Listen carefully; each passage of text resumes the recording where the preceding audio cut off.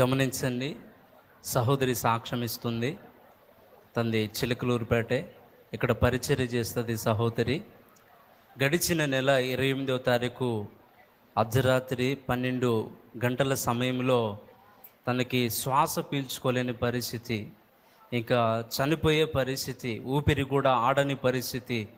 ఆ 12 గంటల సమయంలో ఒంటరిగా ఉంటుంది. ఎవరు పిలిచినా కూడా ఎవరు వస్తారో కూడా తెలీదు. అమానుష్యమైన ప్రాంతము, తను లెగవలేని పరిస్థితి.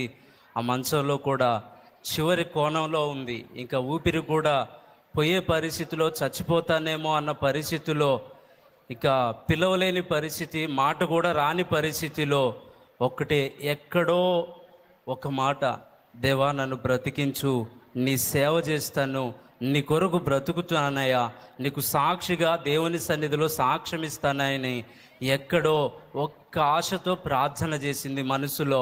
ఆ ప్రార్థన దేవుడు ఆలకించి ఈరోజు సజీవ లెక్కలో ఉంచి దేవుని సన్నిధి తీసుకొని వచ్చి ఒక సాక్షిగా దేవుడు ఉంచాడు. తన పట్ల దేవుడు చేసిన కార్యాన్ని బట్టి చప్పట్లు కొట్టి దేవుని నామాన్ని మహింపరుద్దాం. హల్లెలూయా. సహోదరుడు సాక్ష్యం ఇస్తున్నాడండి. సతీష్ బ్రదరు, తనకి షుగర్ వచ్చి 2 సంవత్సరాలు అవుతుందట. సహజంగా షుగర్ వచ్చిన వాళ్ళకి చనిపోయేంత వరకు తగ్గదని చాలామంది వాడుక చెప్తారు.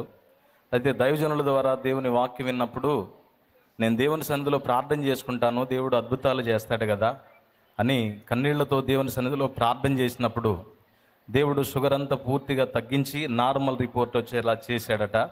ఇప్పటి వరకు మెడిసిన్ కూడా వాడకుండా దేవుడు కృప చూపించాడు. అద్భుతం చేసిన దేవునికి స్తోత్రం. హల్లెలూయా. హల్లెలూయా. దేవుని సహోదరి పేరు పరిశుద్ధమైన కమలాబాయి అండి, నామమునకు మహిమ కలుగును గాక. చిలకలూరుపేట. మొక్కజొన్న పనికి వెళ్ళినప్పుడు, ఆ పని చేస్తున్నప్పుడు కాలికి పాము కాటేసిందంట. కాటేసిన వెంటనే నష్టపేట గవర్నమెంట్ హాస్పిటల్కి తీసుకెళ్లారంట.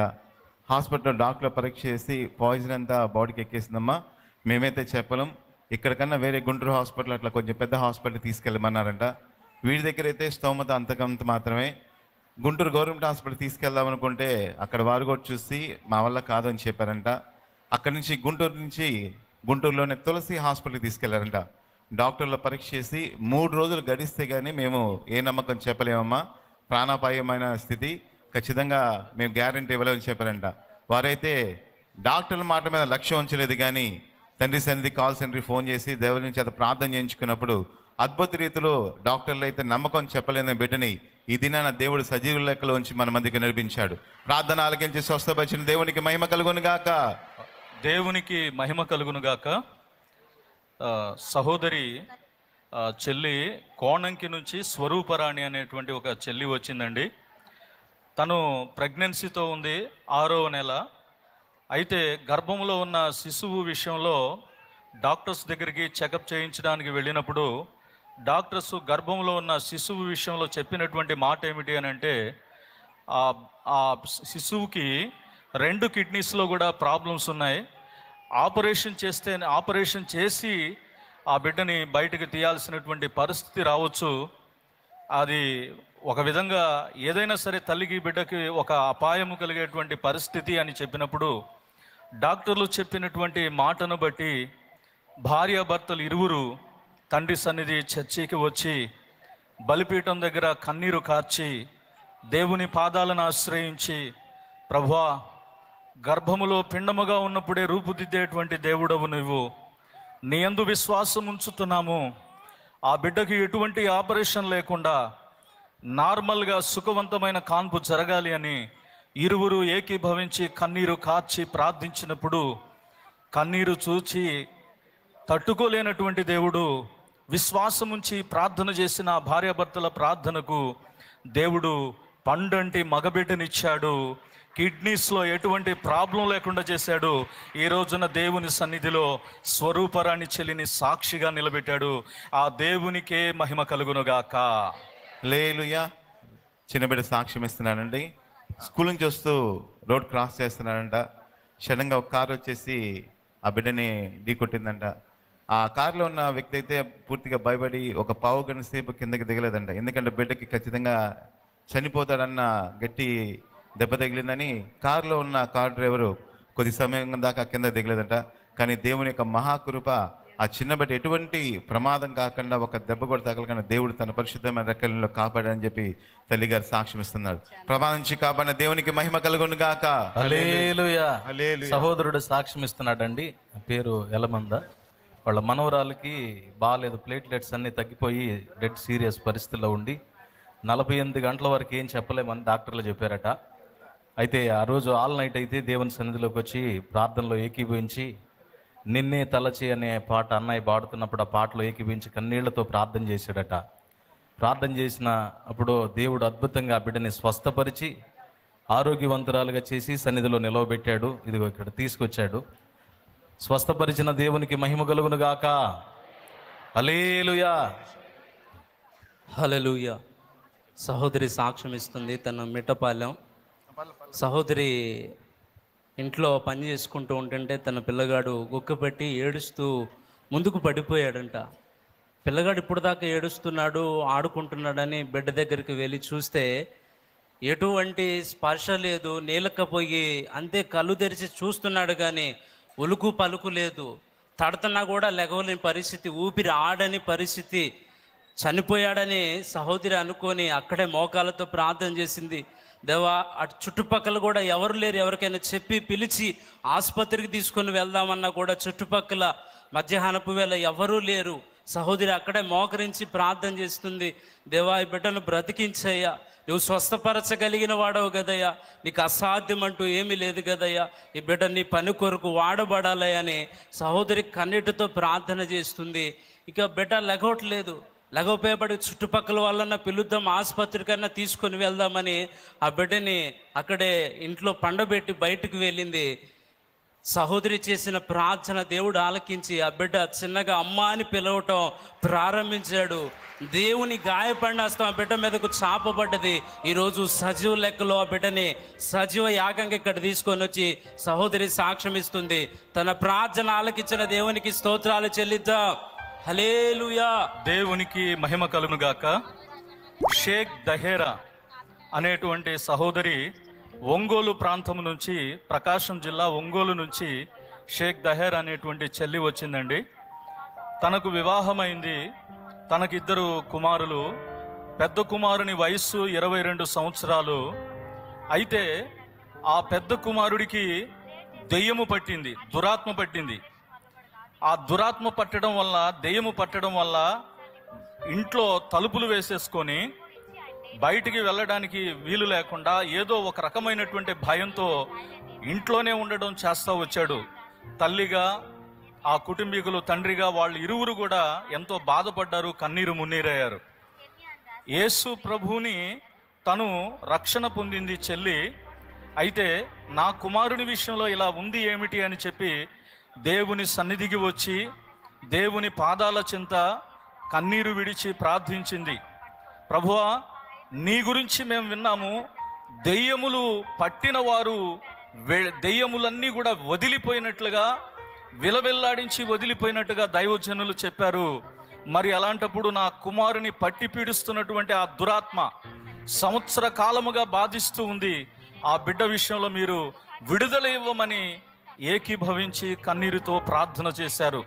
దైవజనులు కూడా ప్రార్థించినప్పుడు, వీరు ప్రార్థన చేసుకొని అక్కడికి వెళ్ళినప్పుడు ఆ కుమారులలో 22 సంవత్సరాల వయసు ఉన్నటువంటి ఆ కుమారుడు, ఏ పనికి ఎక్కడికి వెళ్ళకున్నటువంటి ఆ కుమారుడు, దురాత్మ చేత పీడించబడుతున్నటువంటి ఆ కుమారుడు ఇంటికి వెళ్ళిన వెంటనే స్వస్థ చిత్తుడై మార్పు చెంది ఈ రోజున చక్కగా పనికి వెళ్తా ఉన్నాడు. అతనిలో ఉన్న దెయ్యము వెళ్ళిపోయింది. దేవునికే మహిమ కలుగును గాక. హల్లెలూయా. బాబాయ్ సాక్ష్యం ఇస్తున్నాడండి. అబ్రహాము పేరు. మరి తన వయసు 70 సంవత్సరాల పైన ఉన్నాయి. తనకు స్ట్రోక్ వచ్చినప్పుడు హాస్పిటల్లో చేర్చారట. చేరిస్తే ఆ వయసులో వాస్తవానికి టెంట్ వేయడానికి కానీ లేకపోతే సర్జరీ చేయడానికి కానీ కుదరదని చెప్పారట. అయితే బాబాయ్ దగ్గర చెల్లి కూర్చొని ప్రార్థన చేసింది. అన్ని జనుల్లో నుంచి వాళ్ళు రక్షించబడ్డారు. ఒక్కడే, ఇంటి మొత్తం ఎవరు రక్షణ పొందల. అయితే విశ్వాసంతో చెల్లి ప్రార్థన చేసినప్పుడు అంతకుముందు వల్ల కాదని చెప్పిన డాక్టర్లే టెంట్ వేయడానికి కుదిరిద్దని చెప్పని సర్జరీ చేశారట. ఇప్పుడు అద్భుతంగా ఆరోగ్యంతో వచ్చి సాక్ష్యం ఇస్తున్నాడు. సహాయం చేసిన దేవునికి స్తోత్రం. హల్లెలూయా. దేవుని పరిశుద్ధమైన నామమునకు మహిమ కలుగునుగాక. పరిశుద్ధ గ్రంథంలో మనకు దృష్టాంతాలుగా, సాక్ష్యాలుగా అనేకమైన ఉన్నాయి. వెన్నెల అనేటువంటి సహోదరి చెల్లి కొమ్మినేని వారి పాలెం నుంచి వచ్చింది. బైబిల్లో హన్న ప్రార్థన చేసిందనండి. తనకు సంతానమే లేదు, సంతానం కావాలి. సంతానం కావాలని కోరుకోవడం తప్పు కాదు, కానీ మగబిడ్డే నాకు ఇవ్వాలి నాయన అని ప్రార్థించింది. దేవుడు ఆ హన్న ప్రార్థన ఆలకించి ఆమెకు మగబిడ్డని ఇచ్చాడని పరిశుద్ధ గ్రంథంలో మనకు కనబడుతుంది. అయితే నిన్న నేడు నిరంతరము మార్పు లేనటువంటి దేవుడు, నీవు ప్రార్థన చేస్తే నీ ప్రార్థన ఆలకించి నీ కోరిక చొప్పున ఆయన నెరవేరుస్తాడంటానికి ఈ చెల్లి దేవుని పాద సన్నిధిలో ప్రార్థన చేసింది. దైవజనులకు చెప్పింది, ప్రభువా నాకు మగబిడ్డ కావాలి, ఆ మగబిడ్డను నీ సన్నిధిలో నిలబెట్టాలి, నీకు సాక్షిగా నేను నిలబడాలని ప్రార్థన చేసింది. విశ్వాసాన్ని బలపరిచిన దేవుడు నిజంగా ఆ చెల్లి ప్రార్థించినట్లుగా, కన్నీరు కార్చినట్లుగా దేవుడు మగబిడ్డనిచ్చాడని దేవుని సన్నిధికి తీసుకొని వచ్చి సాక్షిగా నిలబెట్టారండి. దేవునికే మహిమ కలుగును గాక. Glory be to God. సహోదరి పేరు రమణ అండి, కల్వకుండ నుంచి వచ్చింది. ఈ సహోదరి అను తన భర్త ఇద్దరు కలిసి వ్యాపారానికి బండి మీద మామిడికాయలు అమ్ముకుంటూ వెళ్ళేవాళ్ళు. క్షణంగా ఏం జరిగిందో ఎట్లా జరిగిందో తెలియదు, కానీ బండి ఇద్దరు భార్యాభర్త డివైడర్ గుద్దేసుకున్నారు. ఇదిగోండి సహోదరి ఫోటో. యాక్సిడెంట్ అయినప్పుడు పూర్తిగా ఆ బిడ్డ చనిపోతుందని చెప్పారు, ఆపరేషన్ చేశారు. బట్ కానీ దేవుడు మహాకృప, డాక్టర్లు అయితే చనిపోతే ఇంకా బతకదన్నారు. 3 నెలలు పూర్తిగా మంచంలో ఉంది. ఈ దినాన దేవుడు సజీవ లెక్కలో ఉంచి మన మధ్యకి నడిపించాలని చెప్పి సహోదరి సాక్ష్యం ఇస్తుంది. ప్రార్థన ఆలకించి స్వస్థపరిచి సజీవ లెక్కలు ఉంచిన దేవునికి మహిమ కలుగును గాక. హల్లెలూయా. చిన్నబాబు ఇక్కడ గమనించండి, తన పేరు యేసుబాబు, వల్లాపల్లి ప్రాంతం నుంచి వచ్చాడు. ఈ చిన్నబిడ్డ 8 సంవత్సరాల వయసు.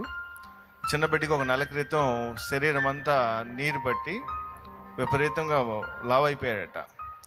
తల్లిదండ్రులు ఆందోళన చెంది హాస్పిటల్కి వెళ్ళినప్పుడు ఇతనికి నీరుంది, ఇతను కష్టమవుతుంది ఈ బిడ్డకి అని చెప్పినప్పుడు వీళ్ళు సన్నిధికి వచ్చి ఉపవాసం ఉండి ప్రార్థన చేశారట. అద్భుత రీతిలో ఆ నీటిని తీయటం జరిగింది. 10 లీటర్ల నీటిని తీశారట.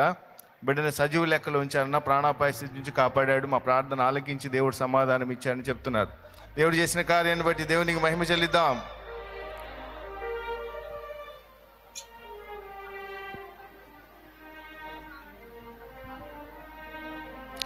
ఈ చిన్న బిడ్డని చూడండి ఒకసారి. ఈ చిన్న బిడ్డ 3 నెలల బాబు. తనకి శరీరంలో బలహీనత వచ్చింది. జలుబు లేకుండా చూసుకోండి, బిడ్డకి ఆపరేషన్ చేస్తాను. ఒకవేళ జలుబు ఉంటే మత్తిస్తే ప్రాణాపాయం జరుగుతుంది కనుక జలుబు లేకుండా బిడ్డని జాగ్రత్త చూసుకోండి అని అన్నారట. అదే రోజు ఆపరేషన్ చేసే రోజు తీసుకెళ్ళి చూపించినప్పుడు ఆ రిపోర్ట్స్లో ఆ బిడ్డకి కండిషన్ రాయలేదట. అంటే హెర్నియా అనే సమస్య అనేది రాయకుండా మాట ద్వారా డాక్టర్ తెలియజేశారట. తర్వాత ఆయన టెస్ట్ చేయించి మళ్ళీ చూసినప్పుడు అది హెర్నియా కాదు, ఆ శరీరంలో నీరు మాత్రమే అని డాక్టర్ చెప్పారట. వీళ్ళు కన్నీరు విడిచి ప్రార్థన చేసిన ప్రార్థనకి దేవుడు అద్భుత రీతిలో అపాయం నుంచి తప్పించి బిడ్డను సజీవ లెక్కలో ఉంచినందుకు దేవునికి మహిమ చెల్లిద్దాం.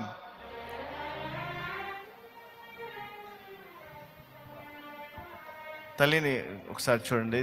తల్లికి కొన్ని నెలల నుంచి కీళ్ళవాతం సమస్యతో బాధపడుతుందంట. నడవలేని పరిస్థితి. ప్రభా నేను నీ సన్నిధికి వెళ్ళాలి, నన్ను స్వస్థపరిచాయని కన్నీరు ఇచ్చి ప్రార్థన చేసింది. ఇప్పుడు చక్కగా నడవడానికి దేవుడు కృప చూపాడని సాక్ష్యం ఇస్తుంది. దేవుడు చేసిన కార్యాన్ని బట్టి దేవునికి మహిమ కలుగును గాక. హల్లెలూయా.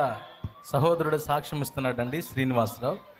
మరి పోయిన మీటింగ్స్లో అన్న ద్వారా వాక్యం వింటున్నప్పుడు వాళ్ళు అద్దె గృహంలో ఉండేవాళ్ళు.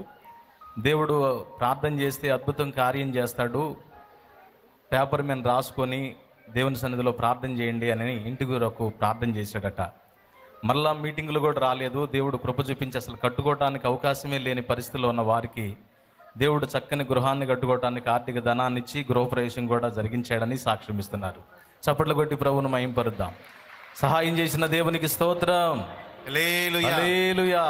సహోదరి పేరు మౌనిక అండి, మలాయిపాలెం నుంచి వచ్చింది.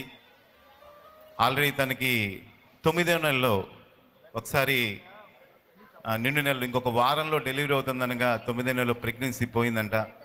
ఆ లోపల బాబు చనిపోయాడంట. దేవుని యొక్క మహాకృప ఏంటంటే లోపల బాబు చనిపోయి 3 రోజులైనా తల్లికి ఎటువంటి ప్రమాదం కాకుండా కాపాడాడు. అప్పుడు ఇంట్లో వాళ్ళందరూ కొంతమంది హేళనకరం మాట్లాడి తను చాలా బాధ పెట్టారంట. ఆ బాధలు తట్టుకోలేక ఆ బిడ్డ ఒకసారి సూసైడ్ అటెంప్ట్ కూడా చేసిందంట. ఆ ఆ సిచ్యువేషన్ జరుగుతున్న సందర్భంలో మన లాస్ట్ 2024 తండ్రి సన్నిధి మహాకూటాలు జరుగుతున్నాయంట. ఆ కూటాల్లో ప్రభా నాకు ఈ నిందను తీసేయి, నాకు ఒక గర్భఫలాన్ని ఇవ్వు ప్రభా అని ఆ మీటింగ్ గ్రౌండ్లో దేవుని సన్నిధిలో ప్రార్థన చేసిందంట. ఆ ప్రార్థన జరుగుతున్నప్పుడే దైవజనం చేత ఒక మాట దేవుడు పలికిచ్చాడంట. నువ్వు విశ్వాసం ఉంచు, నీ యందు నేను కార్యం చేస్తానని దైవజనం చేత ఆ మాట పలికినప్పుడు సహోదరి ఆ మాట మీద విశ్వాసం ఉంచి బలంగా ప్రార్థన చేసిందంట. ఆల్రెడీ ఒక ప్రెగ్నెన్సీ పోయింది, నేను పాయిజన్ తీసుకున్నాను, మళ్ళీ ప్రెగ్నెన్సీ వస్తుందా రాదని డౌట్ కూడా ఉంది. విశ్వాసంతో దేవుని స్థలంలో ప్రార్థన చేసింది. కరెక్ట్గా 1 year అయ్యేటప్పటికి దేవుడు 12 బిడ్డని చేతితో తీసుకుని తన సన్నిధికి నడిపించుకున్నాడు. గొప్ప కార్యం చేసిన దేవునికి మహిమ కలుగును గాక. హల్లెలూయా. దేవుని పరిశుద్ధమైన నామమునకు మహిమ కలుగును గాక. తల్లిగారు లక్ష్మీ కుమారి అని చిలకలూరుపేట నుంచే వచ్చారు. తను విగ్రహారాధన కుటుంబంలో జన్మించి అలాగే జీవితాన్ని కొనసాగిస్తున్న వేళ దైవజనుల గురించి, తండ్రి సన్నిధి సహవాసాన్ని గురించి విని ఇక్కడకు వచ్చి సత్యదేవుణ్ణి తెలుసుకొని తను 3 సంవత్సరాలైందండి రక్షణ పొంది. ఆ రక్షణ పొందిన దినము నుండి మానక దేవుని సన్నిధికి వస్తూ ప్రతి దినము ప్రార్థన చేసుకుంటూ ఉండేదట. అయితే తాను దేవుని సన్నిధిలో ప్రార్థన చేస్తూ ఉన్న వేళ దేవుడు ఆయన స్వరము తనకు వినబడుతూ ఉందంట. కారణం ఏమిటి అని అంటే, హైదరాబాద్లో మీ వియ్యపురాలు ఆమె మరణ పడకలో ఉంది. డాక్టర్లు ఇంకా కొంత టైం వరకు చూస్తాము, ఆమె బ్రతుకుతుందో లేదో అని చెప్పి డాక్టర్లు చెప్పినట్లు ఆమె హాస్పిటల్లో మరణ పడకలో ఉన్నప్పుడు నీవు తక్షణమే నువ్వు బయలుదేరి ఆమె దగ్గరకు వెళ్ళి ప్రార్థించినటువంటి కొబ్బరి నూనె ఆమెకు వ్రాసి ఆమె చేతిలో బైబిల్ పెట్టు, నేను ఆమెను బ్రతికించబోతున్నాను అని చెప్పారంట.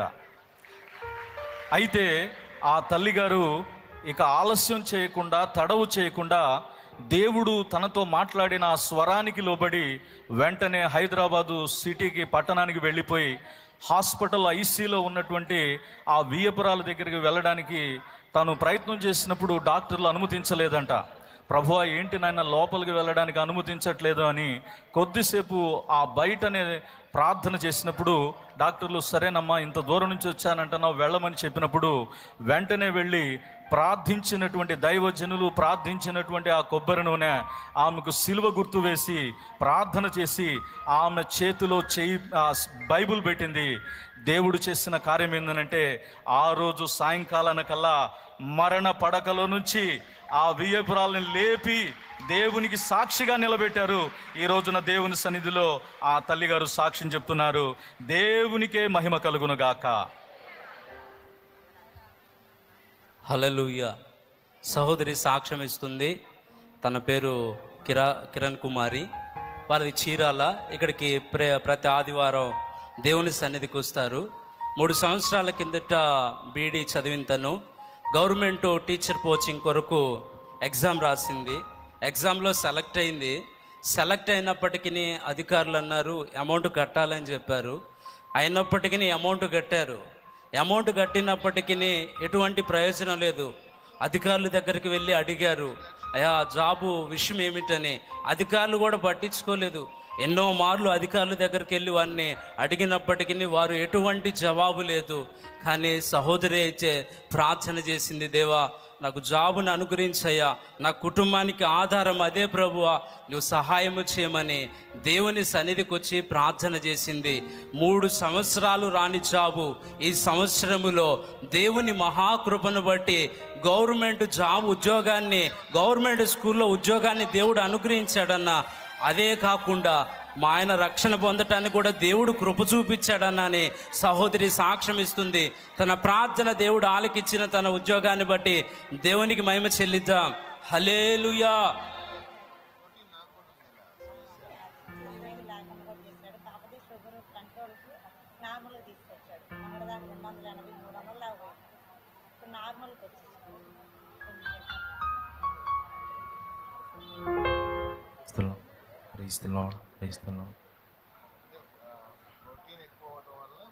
సహోదరి సాక్ష్యం ఇస్తుందండి. తన కుమార్తె ప్రెగ్నెన్సీతో ఉంటే కాన్పు విషయమై చాలా కష్టం అని చెప్పారట. ఉమ్మ నీళ్ళు తక్కువగా ఉన్నాయి, బాగా ఇబ్బందికరమైన పరిస్థితి అని చెప్పని. అయితే వాళ్ళ కుటుంబం అంతా కలిసి ప్రార్థన చేసినప్పుడు దేవుడు అద్భుతంగా కార్యం చేయటమే కాక, వాళ్ళు అంతకుముందు ఆడపిల్లనిస్తే ఈసారి మగబిడ్డ కావాలి ప్రభు అని సన్నిధిలో ప్రార్థన చేసినప్పుడు మంచి కానుపునివ్వటమే కాదు, చక్కని మగబిడ్డనిచ్చాడని సాక్ష్యం ఇస్తున్నారు. సహాయం చేసిన దేవునికి స్తోత్రం. హల్లెలూయా.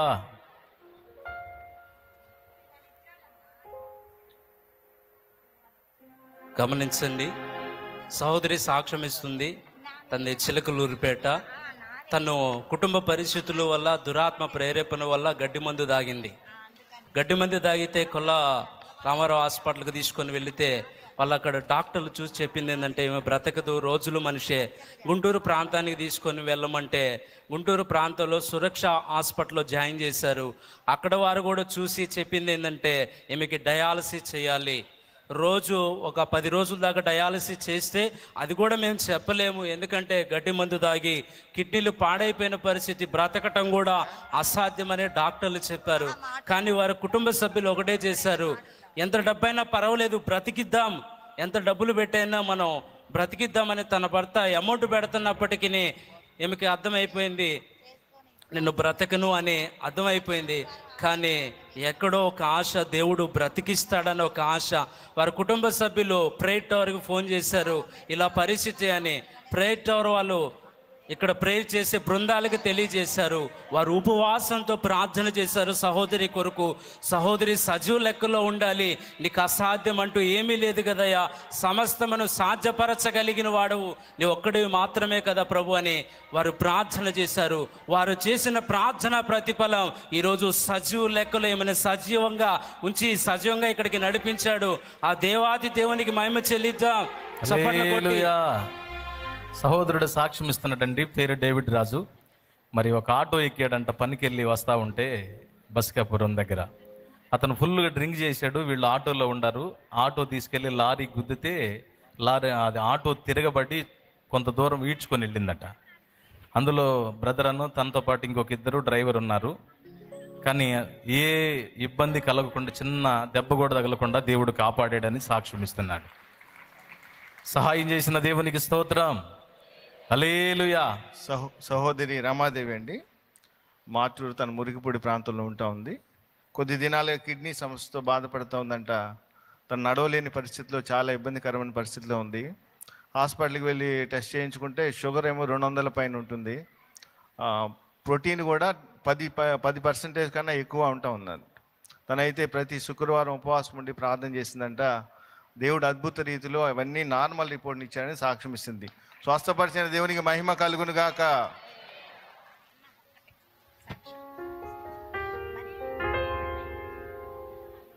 అందరూ గట్టిగా చప్పట్లు కొట్టి ప్రభువుని మహిమపరుద్దాం. అలాగే